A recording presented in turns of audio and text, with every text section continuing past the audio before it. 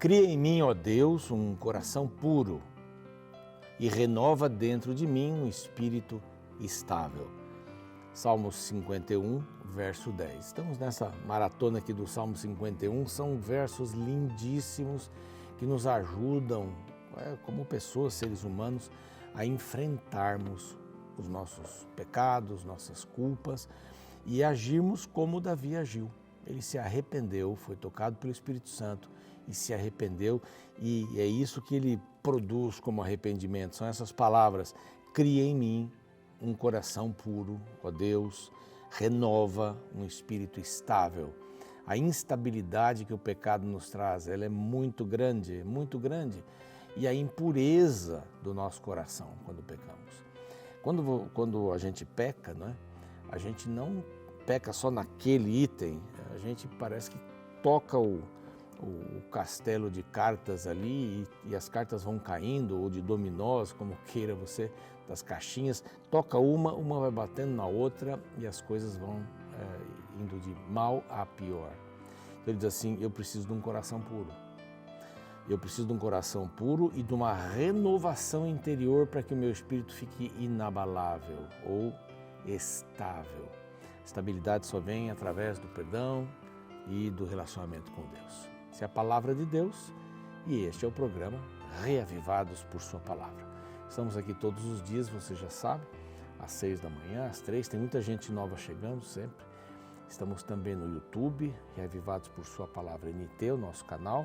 Vá lá, se inscreva e aproveite para copiar o link e enviar para os seus amigos, para as suas amigas. É muito importante isso. Você se torna um propagador, uma propagadora da Palavra de Deus. Estamos no NT Play também. Lá há outros conteúdos que não estão na TV, coisa sempre muito boa. Novo Tempo só faz coisas boas, né? Em todos os aspectos. Nós estamos também no Deezer, no Spotify, para você ouvir aí no carro, fazendo algum tipo de exercício, caminhada e tal. Aproveite cada momento para você poder ter a palavra no coração. A palavra no coração, diz o salmista, para não pecar contra ti, para ter estabilidade, para ter um coração puro, conforme este verso do Salmo 51 que nós lemos no começo. Nós temos um grupo muito especial que eu sempre gosto de saudar aqui, são os Anjos da Esperança, são as pessoas que, além das orações, da divulgação, da Rede Novo Tempo, pessoas que nos ajudam a manter toda esta máquina para a pregação do Evangelho em português, em espanhol, para todo o mundo. E se você quiser se tornar um Anjo da Esperança, é muito simples, aqui está um número telefônico, você pode ligar para a gente e as suas dúvidas serão sanadas, você vai poder participar com este movimento, com esta missão da pregação do Evangelho. Os Anjos da Esperança nos ajudam na rádio, na TV, nas mídias sociais e nos cursos bíblicos. Por isso, toda hora está saindo aí um curso bíblico, uma novidade nas mídias também. E este que já temos apresentado aqui, mas é uma novidade por enquanto, Marcadas pela Fé. São 8 mulheres inspiradoras, suas histórias maravilhosas que vão nos ajudar. É uma revista excelente, isso não é só para mulheres, para homens também, é a Bíblia Sagrada. Você pede através deste outro número telefônico que aparece aqui, tá bom? Isso vai demorar uns dias para chegar, vai pelo correio, e enquanto você aguarda, você pode ligar aqui imediatamente, não agora, né? Estamos no programa, mas mandar uma mensagem para este número de WhatsApp. O QR Code está aqui do lado também, você já sabe o que fazer. Só manda uma mensagem, Vida Espiritual. É um novo curso que temos aqui, através do WhatsApp. Ele é rápido, você não tem nenhuma espera. É só mandar a mensagem, as lições já começam a vir, as perguntas. Interativo, muito fácil, muito bom este curso, eu fiz, vale a pena. Nós vamos para um rápido intervalo e voltamos com o capítulo 17. Estamos nesta saga da distribuição das terras. Vamos ver um pouquinho sobre, já vimos sobre Efraim, agora sobre Manassés. Não sai daí, a gente volta já.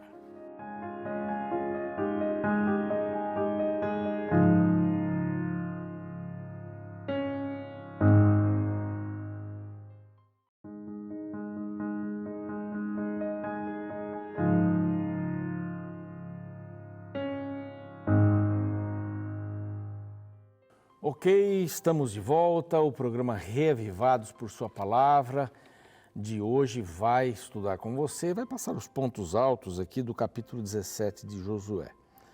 Nós estamos nessa saga da divisão da terra de Canaã entre as tribos. Primeira coisa que é importante a gente ressaltar, eles não tinham invadido ou conquistado todos os territórios que deveriam ter conquistado. Bom, o tempo também não deu, Josué já estava idoso, já vimos isso daí, né? E o próximo passo, depois da morte de Josué, a gente vai ver que nos próximos capítulos, né, mais para frente, mas era que a tribo de Judá comandasse a ocupação. E eles cresceram mais um pouco. E, inclusive, chegaram até a Filístia, ali onde estavam algumas grandes cidades, pelo menos 4 cidades muito importantes daquele lado, mas nunca conseguiram ficar muito tempo com aquilo, né?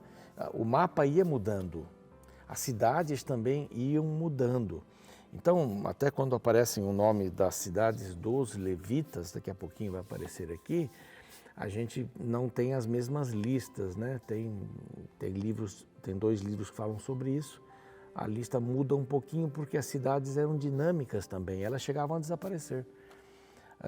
As pessoas se mudavam, a colheita não dava, alguma coisa, e as cidades iam ficando pequenas e elas acabavam desaparecendo. E aí os levitas mudavam de uma cidade ou outra, aqui não é um episódio de todas as cidades, eram 48, mas isso acontecia. Às vezes nós não sabemos exatamente o lugar de uma cidade, ela não foi descoberta ainda, mas a maioria dessas cidades a gente tem aí uma boa noção de onde estavam, né? Esse mapa mesmo que a gente está usando aqui, que é da Wikipedia, tem uma configuração, tem outros mapas que ali colocam Manassés um pouco mais para cima e tal, mas é uma ideia que a gente tem de alguma coisa que não foi deixada, né? Ninguém deixou aí um pendrive, isso aqui eram os mapas das tribos, não existe isso. Mas a gente tem uma boa noção, isso não impede da gente ter uma boa noção de tudo. O capítulo 17 vai falar sobre Manassés, Manassés que já tinha uma boa parte do lado direito do Jordão, do lado leste do Jordão, uma boa parte de terra, boa, era a maior de todas. Rúben e Gade, Manassés tinha uma parte muito grande ali. E agora a divisão do lado esquerdo, do lado oeste do Jordão. Eu não vou me ater assim muito a nomes de lugares, né? Mas para a gente ter uma noção, alguma coisa, a gente vai ver aqui. Começa o texto dizendo assim: também caiu a sorte à tribo de Manassés, ok? O qual era o primogênito de José. Só que aqui ele era o primogênito, mas quem aparece primeiro é Efraim. Efraim aparece no 16 e Manassés, que era o primogênito, aparece depois do segundo filho. Bom, ele diz: Maquir, o primogênito de Manassés, pai de Gileade, portanto era homem de guerra. E teve Gileade e Bazã. Aí fala dos filhos, tal, de Manassés, segundo suas famílias e tal. Assim a gente vai deixando de focar muito em alguns nomes. Mas o importante é que ele era um homem dado à guerra, era um homem, pessoas que eram guerreiras. A gente pode entender isso de 2 maneiras, né? Pessoas que não desistiam e pessoas que eram boas na guerra. Não é? Eu entendo que aqui eram pessoas que não desistiam facilmente, eles vão aparecer em vários momentos aqui, mas tanto Efraim como a tribo de Efraim, a tribo de Manassés, deram um pouquinho de trabalho para os seus líderes, né? No caso aqui, Josué, e antes mesmo, né? Para Moisés, e depois também eles dariam um tipo de trabalho aqui. De Efraim fica do lado oeste do Jordão, né? Bem ligado a Manassés. Os irmãos estão, aqui numa boa parte, estão ligados, os irmãos estão próximos. Aí uma tribo da outra está bem próxima, com raras exceções. Mas eram pessoas guerreiras. O mundo precisa de pessoas guerreiras, não tanto no sentido de serem hábeis na guerra, né, terem técnicas de guerra, mas pessoas guerreiras que não desistam. O mundo precisa disso, muito. As famílias precisam de mães e pais guerreiros. E quando eu menciono a família, mães e pais, eu não estou querendo dizer que são aqueles que trabalham muito fora para conseguir o sustento da casa. Não, não é isso. São pessoas que lutam pela família. O trabalho, ele é importante, mas ele é secundário. O mais importante são as pessoas que moram em casa. Essas são as mais importantes. Se o meu trabalho está me cerceando e eu não posso ter uma relação com a minha família, eu devo repensar um pouco sobre isso. Não estou dizendo para você abandonar nada, cada um sabe onde aperta o sapato, mas é muito importante tornar a família prioridade. É muito importante. Geralmente quando os pais têm filhos, eles estão numa época de ascendência profissional. E aí dão tudo que têm, vão para cima.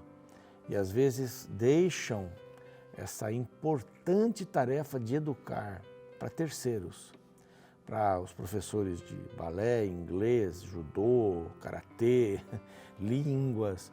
E às vezes a criança tem atividades desde que acorda até a hora que vai dormir. São atividades sempre com terceiros. Se você só consegue dar um beijo de boa noite no seu filho, na sua filha, quando você chega em casa e ele já está dormindo, repense um pouco. Não, mas eu dou o melhor para ele. O melhor para ele é você. O melhor para ela, filha, filho, é você. Isso é insubstituível. E nós estamos perdendo essa visão. Pessoas guerreiras, pessoas que saibam que tem uma luta para enfrentar, mas as pessoas são mais importantes do que qualquer batalha que a gente entre. Qualquer batalha. E às vezes é melhor nem entrar numa batalha por causa das pessoas. O risco de perder as pessoas deve ser levado em conta. Deve ser levado em conta. Então, só para a gente pensar um pouquinho nesse sentido, né? Bom, eles eram guerreiros, eram uma boa família e tal. Zelofeade, porém, filho de Efer, ou Éfer, filho de Gileade, né? Filho de Maquir, filho de Manassés, aí vai indo até Manassés, né? Não teve filhos, esse Zelofeade. Ele teve só filhas, 5 mulheres. Então elas ficaram sem um pedaço de terra, porque as terras eram divididas para as famílias, para o homem da família, para o representante da família, que era o homem. E como é que elas receberiam se elas já não tinham nem pai e nem maridos aqui, ou marido? Os nomes delas aparecem no verso 3, né? Macla, Noa, Ogla, Milca, Tirza. Esses dias eu conheci uma Tirza, eu não tinha visto e ouvido esse nome. Estas chegaram diante de Eleazar. Eleazar era o sacerdote que trabalhava muito junto com Josué. E vai no Josué, filho de Nun sempre, e diante dos príncipes, os cabeças. Elas chegaram ali e disseram: o Senhor ordenou a Moisés, verso 4, que se nos desse herança no meio dos nossos irmãos. Pelo que, segundo o dito do Senhor, Josué lhes deu herança no meio dos irmãos do seu pai. Elas não ficaram sem essa terra. Aqui, Josué, ele apresenta mulheres em posição de destaque. Aqui, ele escreve alguma coisa relativa a 5 filhas que não tinham pai, não eram casadas, mas estavam pedindo uma terra. E ele disse: ok. Ele conta a história da filha de Calebe, que ao se casar, disse para o seu marido: olha, ele se casou com ela porque ele conquistou uma cidade. E disse assim: olha, está muito bem, mas insista com meu pai para que ele nos dê também as fontes, nós temos muito deserto. E ele foi lá e conversou com o pai, ela insistiu. Ele coloca mulheres aqui em evidência, isso é muito legal. A gente não pode entender que existe um grau de inferioridade, não é? Dentro de uma empresa qualquer ou dentro de qualquer negócio tem que ter uma hierarquia. A família também não é diferente, tem uma hierarquia na família. Deus estabeleceu essa hierarquia. O homem sendo o cabeça, mas ele tem que, segundo Paulo, amar a esposa como Cristo amou a sua igreja e se entregou por ela. Não é pouca coisa, não. Isso não significa submissão, cega. Não, é porque dentro de um esquema tem que ter alguém que fala por um grupo, não é? O presidente da empresa tem sócios, não vamos falar todos, vamos fazer um jogral aí, né? Mas alguém que fala em nome, não é? Ou um advogado, alguém que fala em nome. E na família é assim, funciona. E a gente percebe que Josué tem esse quesinho de valorizar a mulher, que é muito interessante mesmo. Bom, Josué lhes deu a herança, não é? E aí fala dos limites, vamos dar uma olhadinha no mapa, né? Aqui vai aparecer nessa cor, acho que é abacate, talvez aí que vai aparecer para você, dá uma olhadinha. Manassés do lado direito, Manassés do lado esquerdo. Praticamente Manassés pega todo o Jordão aqui. Gade, que entra um pouquinho, que é esse verde mais escuro, ali um pedaço do Jordão.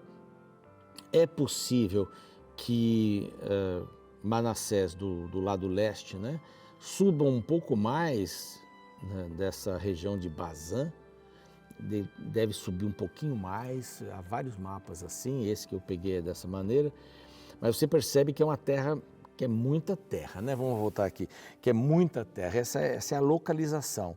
E Manassés do lado oeste pega até o mar, né? O mar Mediterrâneo. É a saída para o mar, ele tinha uma terra enorme. Dava para colocar aí todo o seu gado, dava para plantar bem e dava para crescer bastante. Esse tipo de divisão. Bom, estão aí os nomes, né? E o verso 12 é um verso que nos preocupa um pouco. E os filhos de Manassés não puderam expulsar os habitantes daquelas cidades, porquanto os cananeus persistiam em habitar nessa terra. A função de cada tribo era limpar a sua área. Mas várias tribos não fizeram isso. Várias tribos não mudaram essa situação e iriam pagar muito caro por isso. No verso 13 diz assim, bom, sucedeu que tornando-se fortes os filhos de Israel, sujeitaram aos cananeus, eles não expulsaram, mas sujeitaram a trabalhos forçados, porém não os expulsaram de todo. Esse é um problema sério. Sabe que você conviver com um pecadinho na gaveta, não estou usando o meu pecado, não estou dizendo que é um pecado material, mas estou uma gaveta imaginária, mas está lá na gaveta, aqui tem 2 gavetas aqui nessa mesa. E aí abre a gaveta, meu pecado está aqui, mas por que guardar ali e não eliminá-lo? Não é? Guardar a última carteira de cigarro, para que guardar a última carteira de cigarro que você fumou? Não precisa guardar. Não é? O último litro de bebida alcoólica para que guardar essas coisas? Guardar as fotos do ex-namorado, da ex-noiva, os presentes, para que guardar isso? Tem gente que vive no limite, né? Na beira do precipício, com várias coisas, eu citei algumas. Mas eles mantiveram os cananeus e eles começaram, lá na frente a gente vai ver isso, eles começaram a se casar com eles, com as filhas, trocar as filhas e imagine a doidura que isso deu. E o povo se afastou de Deus. Bom, eles começam a reclamar que estavam tendo pouca herança. Eles queriam mais terras, eles estavam insatisfeitos. A gente tem que estar insatisfeito com o mal, com as coisas ruins, mas se você percebe o tamanho, eu passei já aqui o mapa, vamos botar o mapa de novo, vai. Tá aí. Vejam o tamanho de Manassés. Os 2 Manassés aqui, do lado direito e esquerdo do Jordão, são maiores que Judá, que é o maior lugar que tem aqui. E ainda tem a tribo de Simeão dentro. Podemos voltar aqui, só para ter uma ideia. E estão reclamando, queremos mais terra. Pessoas insatisfeitas, pessoas insaciáveis. Querem mais, querem mais, querem mais. Você trabalha, ganha 2.000, não, se eu ganhasse 4 seria melhor, ganha 4, não, se eu ganhasse 8, ganha 8. Se eu ganhasse 16, minha vida estaria resolvida, ganha 16, nunca vai parar isso. Pessoas insaciáveis, isso não quer dizer também que você tem que se contentar com coisas se você pode andar mais, de jeito nenhum, de jeito nenhum. Bom, então Josué acalma toda a situação, eles queriam o jeito mais fácil de resolver, e Josué ainda diz assim, não, eu vou dar a montanha para vocês, subam lá, é meio complicado, mas subam lá. Não vai ser tão fácil, vocês não vão receber só terra plana. Todo mundo tem que ter um pouquinho de dificuldade, né? aí. E Josué os coloca nessa situação. O contrário de Caleb, né? Caleb diz assim, me dá um monte lá. Eu tenho 85 anos, mas estou com vigor desde quando Moisés me mandou lá ver a terra prometida. Ah, não. Eu quero alguma coisa desafiante. Que possamos também buscar coisas desafiantes na nossa vida. Isso vai mantendo o fluxo da vida, vai dando sentido para a vida. Vamos orar? Pai bondoso, pedimos a Tua bênção. O Senhor sabe das nossas necessidades. O Senhor sabe quando estamos sendo gulosos em relação a qualquer coisa. Na comida, roupa, bens materiais. Nós deveríamos ser insaciáveis no sentido de buscar a Tua palavra, que ela enche o nosso coração, que ela nos dê sentido para a vida, aí sim. Mas, Senhor, que as coisas materiais, que as coisas periféricas ocupem o lugar da periferia e que no centro esteja o desejo puro e verdadeiro de Te buscar como Senhor da vida.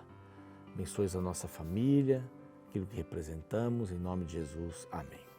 O programa segue, eu fico por aqui e amanhã a gente se vê com o capítulo 18. Até lá. Você já ouviu a expressão receber alguma coisa de mão beijada? Esta expressão surgiu no século XV, quando os súditos agradeciam uma doação recebida do rei beijando-lhe a mão. Tal tradição também encontrava-se no meio religioso, pois na igreja, fiéis que faziam doações eram recompensadas pelo privilégio de poder beijar a mão do Papa. De lá para cá, a expressão se tornou popular para simbolizar favorecimentos recebidos gratuitamente e sem esforços por parte de quem recebeu. Porém, tal expressão, que tinha uma característica positiva, ganhou uma conotação negativa, pois atualmente ela é usada para se referir a indivíduos que querem conquistar as coisas sem esforço. Querem o bônus sem o ônus, querem o troféu sem pagar o preço da luta. E justamente é este o sentimento encontrado no capítulo 17 do livro de Josué em relação aos filhos de Manassés. Nesta sessão, esta tribo foi até Josué com a reclamação por mais terra. Segundo eles, a região que havia recebido era muito pequena e eles precisam de mais espaço, visto serem muito populosos. Veja o que eles falaram e como Josué os respondeu nos versos 14 e 15. Então o povo dos filhos de José disse a Josué: Por que me deste por herança uma sorte pequena e um quinhão, sendo eu tão grande povo, visto que o Senhor até aqui me tem abençoado? Disse-lhe Josué: Se és grande povo, sobe ao bosque e abre ali clareira na terra dos fariseus e dos refaíns, visto que a região montanhosa de Efraim te é estreita demais. O diálogo entre a tribo de Manassés e Josué é bem interessante, pois revela um grupo que queria benefícios sem esforço. No caso, eles reclamaram que haviam ganhado pouco espaço para um povo tão grande. Diante de tal afirmação, instantaneamente Josué questiona: se eles eram tão grandes, por que então não iam conquistar novos territórios? A desculpa deles está no verso 16, que diz: Então disseram os filhos de José: A região montanhosa não nos basta, e todos os cananeus que habitam na terra do vale têm carros de ferro, tanto os que estão em Bet-Seã em suas vilas, como os que estão no vale de Jezreel. A principal questão não estava no fato de serem um grande povo numa terra pequena, mas um grande povo de pequena fé. Eles temeram os carros de ferro dos cananeus e provavelmente concluíram: se pedirmos a Josué mais terras, não precisaremos ter o trabalho de abrir densas florestas e nem de expulsar os cananeus. Tal comportamento de covardia é típico de pessoas aproveitadoras, que esperam que os outros façam por elas o que elas deveriam fazer. Precisamos ser proativos e não ficar dependendo da caridade dos outros. Afinal, a responsabilidade pela vida jamais deve ser terceirizada.